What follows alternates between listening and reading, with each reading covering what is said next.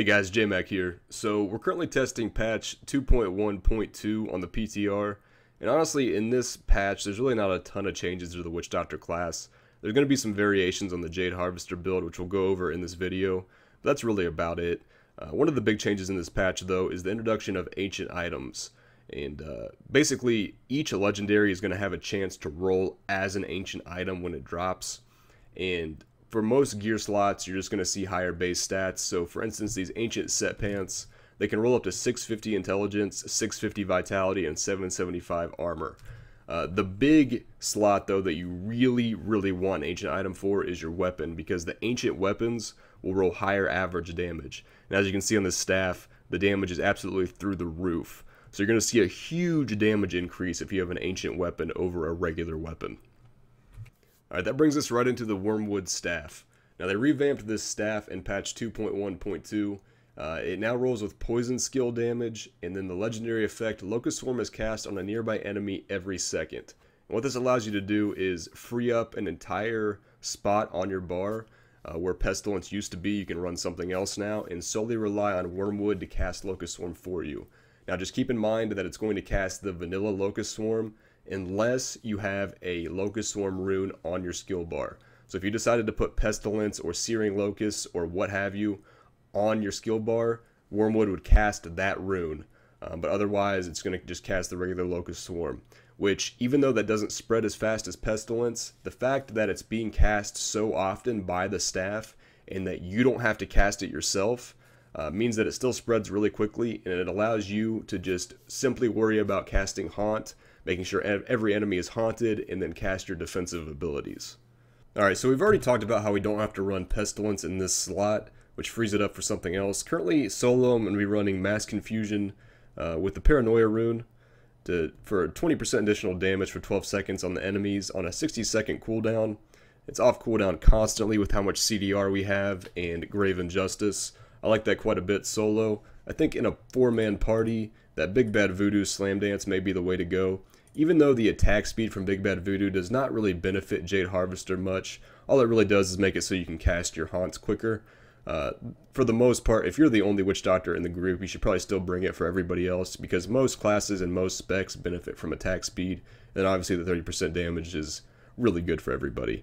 But there's other options too. If you're soloing, you could even run like Grasp of the Dead, if you wanted to, Hex even, something like that. Just play around with it and see what you like personally, but I do like the Mass Confusion Paranoia for solo play. And then the other big change is they revamped one of the Haunt runes. It's now called Poisoned Spirit, and it does poison damage.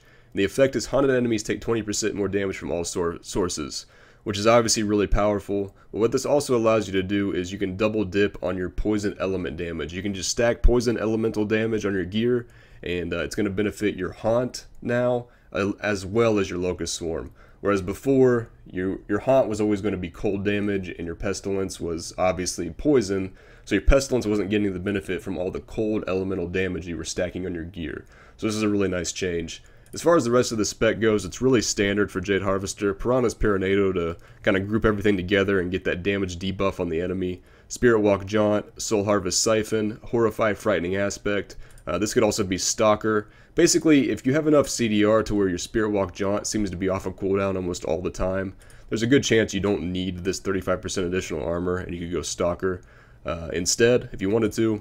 And then as far as the passives go, Pierce the Veil for more damage, Creeping Death is pretty obvious, Grave Injustice for the CDR, and then Spirit Vessel. Alright, let's quickly go over the gear. So again, the Wormwood staff. Now, once you get an Ancient Furnace, I'm pretty sure you're just going to use that and go back to the Pestilence route on your bar and run the Furnace. But the Wormwood is way more common, and it's going to be a really good placeholder until you get that really sick Ancient Furnace, which, let's be honest, you may never get an Ancient Furnace. The Furnace itself is so rare, and getting an Ancient one on top of that, who knows how long that would take if you ever even see one. But if you do get that, that's more than likely going to be the way to go. I don't want to say definitively just because I don't have one to test, but like just look at the numbers, it's pretty obvious. As far as the rest of the gear goes, you got the Jade Harvester boots, pants, chest, shoulders, and gloves, and then the Ring of Royal Grandeur to get the 5-piece bonus with the Quetzalcoatl helmet. And then we've got a crit damage, crit chance socket Amulet, I would like this to be poison elemental damage over intelligence, preferably.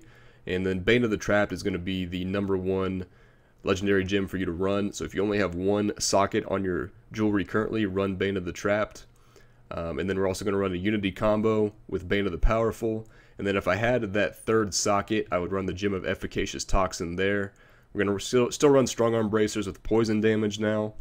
And then as far as the belt goes, once you get a good Vigilante belt, you're going to want to run that. I just haven't seemed to find one yet on the PTR. But you definitely want that with the 8% cooldown reduction. That's going to be your best bet. Currently, I'm just running this for the 25% run speed to speed clear really quickly. Alright, as far as Paragon points go, so in your core, just get as much movement speed as you need. I have 12% on my boots, so I need a 13% here, then go intelligence. Offense-wise, cooldown reduction, crit chance, then crit damage. Defense, armor percentage, life percentage, all res, life regen. And then utility-wise, none of these really benefit Jade Harvester very much, unfortunately. I normally just go resource cost reduction, then area damage, then life on hit. And that's really about it.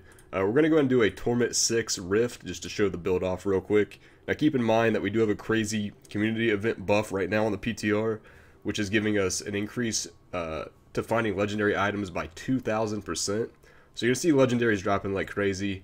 It's definitely not going to be like that on the live servers. This is PTR, so just keep that in mind.